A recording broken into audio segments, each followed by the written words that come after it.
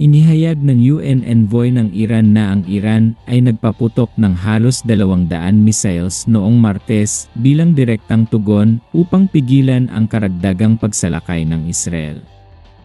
Sa kabaligtaran, kinondena ng kanyang Israeli counterpart ang missile delubyong ito bilang isang walang uliran na pagkilos ng pagsalakay. Nanindigan ng punong ministro ng Israel na si Benjamin Netanyahu na gaganti.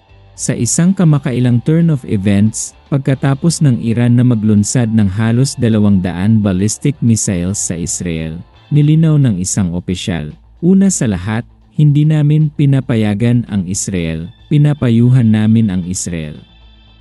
At walang mangyayari ngayon, kaya't noong huling bahagi ng Huwebes ng gabi, ang mga katimugang bahagi ng Beirut ay nyanig ng sunod-sunod na malalaking pagsabog, na may mga gusaling nanginginig